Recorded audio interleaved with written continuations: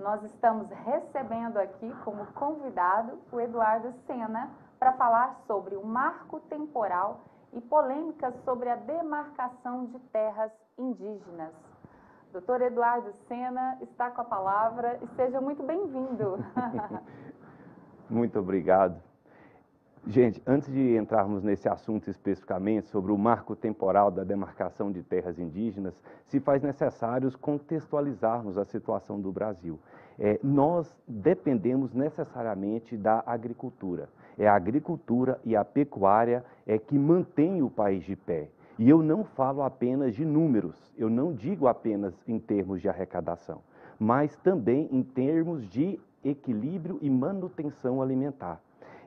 Se nós não tivermos a agricultura e a pecuária estável, nós não temos sequer segurança alimentar. E, além disso, uma informação importante que advém até do Estado, eles informam o seguinte, que a agropecuária nacional ela é muito importante porque ela traz divisas do estrangeiro para o Brasil. Isso faz com que o Estado, a União e o município tenham recursos para poder fazer investimentos sociais. Por que eu estou falando isso? Porque quando se fala de litígios do agronegócio, advém quase que necessariamente como se estivéssemos em conflito interno no país, como se estivéssemos em situação antagônica. O agro de um lado, a sociedade do outro. E eu te digo, estamos juntos e no mesmo barco e entrelaçados, extremamente dependentes um do outro. E nesse contexto, é importante ventilar o seguinte, os agropecuários, as pessoas que lidam nessa área, eles já enfrentam diversas situações que tornam a atividade dele de extremo risco. Eles lidam com fatores climáticos, eles lidam com questões de moeda estrangeira e valorização ou desvalorização do real. Por que eu estou dizendo isso? Porque eles necessitam de fertilizantes e outros insumos agrícolas que vêm do exterior. Então, a variação de dólar, de câmbio, de uma forma geral, ela faz com que a atividade seja vulnerável e acaba que influencia bastante no equilíbrio econômico dele. E como se fosse pouco, ele ainda tem que lidar com fatores climáticos, que com o tempo, logicamente, a tecnologia, que também tem custo, não é de graça, ela vai trazendo uma certa previsibilidade para isso, embora não haja uma segurança 100%. Então, além de questões de variações de economia, de preço de dólar, de pragas, que é uma coisa absurda, que vez ou outra aparece alguma infestação fora do comum, que onera ainda mais a produção, quando não reduz significativamente esta, ainda tem a questão da insegurança jurídica. E a insegurança jurídica, todos nós sabemos disso, ela faz com que haja dúvidas. Quando se há dúvidas em relação à produção ou a qualquer tipo de coisa, é assim não só para os produtores rurais, mas para todos nós, para você em casa, você tende a não avançar. E quando o agro não avança, quem vai pagar é a economia. E quem vai pagar somos nós. Por quê? Porque se a produção reduz, o preço de tudo aumenta. E onde que entra, Eduardo? Por que você está fazendo esse samba todo para falar do marco temporal? Por quê? O marco temporal tem tudo a ver com a segurança em relação à produção rural. Para que vocês entendam, o marco temporal é o seguinte, teve um julgado em 2009 de uma ação pelo STF que foi chamada Raposa Serra do Sol. E nesse julgado, o STF entendeu que as áreas indígenas que podem ser reivindicadas por esses entes, são aquelas que já estavam declaradas como indígenas até a data da Constituição Nacional, da Constituição Federal, que é 5 de outubro de 1988. O que ocorre agora? Houve uma reabertura dessa discussão. O STF ele quer fazer um julgado com efeito para todos os processos da categoria, falando de uma forma mais leiga. Ele quer determinar se vai ser mantido ou não essa interpretação para os casos futuros. E já vem se ventilando a possibilidade de mudar isso aí, no sentido de que hoje, amanhã, daqui a 10 anos, uma terra que até então não tinha nenhum indício de declaração como indígena pode indígena. E aí você pergunta, mas isso é problema do agro, não tem nada a ver comigo, não. Eu te faço uma questão. Tem até terras urbanas que podem entrar nesse contexto. Seu apartamento. Logicamente que a gente imagina, ou pelo menos vê, eu não sei, tudo está mudando muito inesperadamente, que não aconteça, porque não seria muito crível. Mas a lei é para todos, né? Sim. Deixa eu te interromper e fazer uma pergunta. Você falou que pode ter terras urbanas e que podem entrar aí dentro desse contexto de uma área indígena. Tem 3 tipos de terras indígenas: aquelas ocupadas, as áreas de reserva e aquelas terras de domínio das comunidades. Em qual desses 3 tipos seria isso? Se é que eu estou entendendo bem em relação ao seu contexto aí do assunto, em qual desses 3 tipos de terras aí podem entrar, vamos dizer, essas que podem ser consideradas como urbanas? Excelente pergunta, doutora. Que nós temos que ponderar exatamente, que demonstra o relevo da sua pergunta. Comumente se espera que a terra que seja demarcada por ser indígena é aquela que está sendo ocupada atualmente por esse pessoal, né? Só que não é assim que acontece. Se for questionada a ocupação histórica, pode ainda assim haver essa consideração. Então é um risco iminente. Se observa que, às vezes, historicamente, se ocupou uma área, mas que agora não há mais ocupação. Inclusive, hoje, haja uma propriedade rural 100% regularizada, inclusive com titulação pública. Ou seja, você adquire uma propriedade, paga aí dezenas de milhares por cada hectare, e depois de 50 anos produzindo nessa propriedade, você vai ficar sem ela. Porque há 200 anos atrás, 100 anos atrás, foi ocupada por uma comunidade indígena. E onde mora o perigo nisso, doutora? Na subjetividade. Onde existe o risco e por que eu, particularmente, defendo a existência, a validade, a manutenção desse marco temporal? Porque nós estamos relativizando a propriedade privada. Não se tem segurança. Observe bem, você investe quase que o preço da terra em 5 anos na produção, sob o risco de perder a produção. Por que você acha que o governo oferece subsídio para os créditos rurais? Porque ele entende o risco da operação e a essencialidade do agro. E nesse contexto, você relativizando a propriedade, você está desestimulando a produção e colocando em risco até nossa segurança alimentar.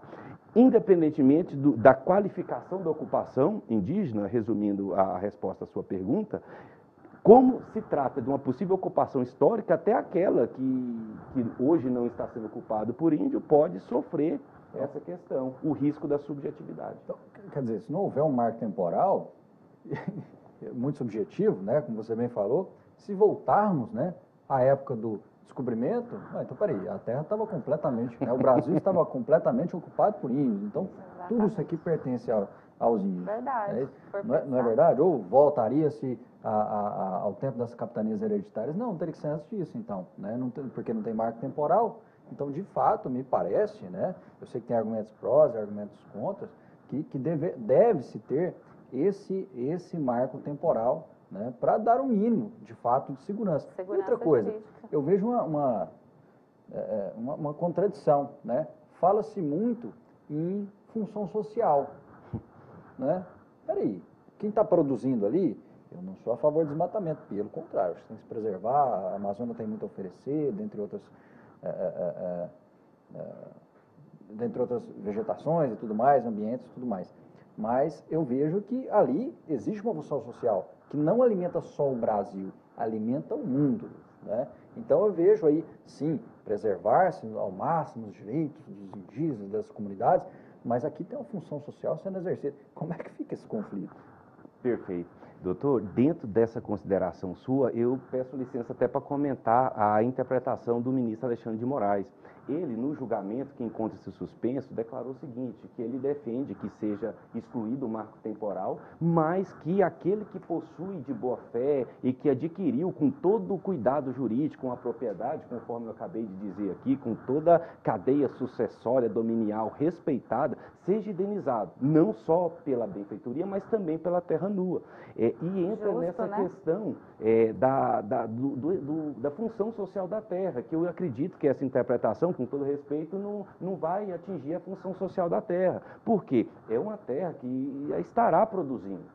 Né? E você vai estancar a produção para devolver para o indígena. Não que o indígena não vá produzir, mas como se espera historicamente, pela posição que se atribui ao próprio índio, a produção dele é para comer e é extrativista. E como se pega uma terra produtiva, indeniza o dono e deixa o mato tomar conta. Daqui uns dias, quando faltar alimento, nós vamos pagar essa conta. Então, não é a defesa do agricultor, a defesa do pecuarista, é a defesa de nós próprios, como consumidor, como aquele que precisa encher a barriga própria e dos filhos. Né? É questão de segurança alimentar e, assim, às vezes, aquela entidade social que olha só pelo lado indígena não está pensando que pode faltar comida para o próprio índio, porque atualmente o índio não é como o índio de 50 anos atrás. Todos sabemos disso, sem hipocrisia. Então, tem algumas questões a serem relevadas nessa discussão. Me parece, se eu não estiver enganado, mas eu estou lembrando de alguma coisa nesse sentido, que nos Estados Unidos eles adotaram algo muito interessante em determinadas regiões desérticas, mas que eram ocupadas por comunidade. As concessões de alguns cassinos foram dadas a comunidades indígenas, né? Foi uma solução, né, alternativa, não sei se é a melhor, né? Será que haveria alguma outra solução alternativa para ser adotada aqui no Brasil, para que não gerasse tanto prejuízo nem para um nem para outro? Doutor Rafael, me perdoa, mas eu não tenho conhecimento. Eu também posso estar falando uma besteira, mas é que eu me lembrei de algo. Não, eu acho totalmente pertinente. Agora, me falta conhecimento de causa, mais do âmbito, porque isso exige um estudo antropológico muito grande para se chegar numa conclusão dessa. Eu imagino que, pelo que se tem, é de conhecimento público, o indígena hoje é muito diferente. Né? Às vezes se tenta desviar os olhos dessa mudança, mas essa mudança é inequívoca. O indígena hoje tem outras culturas, manifestações de indígena, está cheio de caminhonete para eles ir embora para casa. Raríssimas comunidades querem permanecer isoladas, né? Pelo contrário, eles querem, né, equalizar com o resto da sociedade, né? Educação, ter saúde, dentre outros, né? Exatamente. Não estamos aqui generalizando, mas nós estamos ponderando questões no seguinte sentido. As terras que vão gerar esse reflexo econômico, alimentar, são exatamente aquelas que já estão em produtividade ou em ambientes de fronteira agrícola, de expansão. E nesses ambientes, se é que de fato haja indígenas, o contexto é outro, conforme o Xingu. A gente sabe que eles têm uma realidade muito longe do isolamento. Isso aí é notório. Assim, não sei se você saberia pontuar os argumentos, um argumento mais importante pró e um contra a questão da demarcação. O pró, os argumentos que defendem o marco temporal são esses que eu acredito que eu defendi exaustivamente. Perfeitamente. Agora, os contrários, eles focam mais pelo lado social. Só que é aquela questão, eu compreendo, respeito, cada um defende a sua vertente, e, inclusive conheço pessoas, amigas que estão desse lado e nós não discutimos por isso, mas eu não concordo por conta de uma visão macro, porque econômica, se eu vou prejudicar o país, eu não estou falando de agricultor, estou falando de prejudicar o país, do ponto de vista econômico, do ponto de vista alimentar, do ponto de vista de relação exterior, de balança comercial, do próprio fisco, da própria receita do Estado, para se ter uma ideia. Para beneficiar, às vezes, 50, 60 pessoas e beneficiar a vírgula, porque eles não vão dar uso àquela terra. Para se ter ideia, as comunidades indígenas hoje, elas são muito resumidas. Agora, vamos avaliar, é por isso que elas são resumidas. Nossa, aí eu não dou conta de entrar nesse histórico. Não me cabe, por desconhecimento mesmo, eu tenho toda humildade para dizer. Agora, eu estou trabalhando com a realidade de hoje e com o que a gente precisa daqui para frente. Então, assim, os argumentos contrários, né, seriam nesse sentido, a questão social, mas, assim, me perdoe, eu não sei nem se eu devo dar meu parecer pessoal, que só importa a mim, na verdade, mas é impossível, porque está no DNA. O que a gente fala resplandece o que a gente compreende.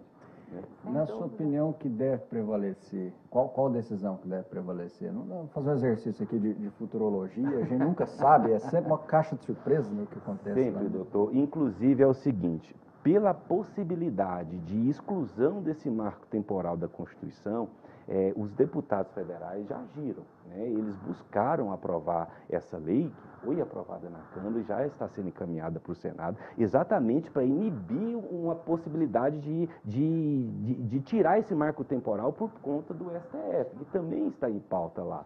Agora, chegando no Senado, vai ser reavaliado e posteriormente encaminhado para o presidente da República, né? O que se espera do ponto de vista de segurança alimentar, segurança econômica e para manter o próprio cofre do governo em equilíbrio é que seja mantido. Né? Assim, numa visão econômica macro e extremamente realista, não é nada parcial, vamos dizer assim, se espera isso. Agora, a decisão é política, quem sou eu para antecipar?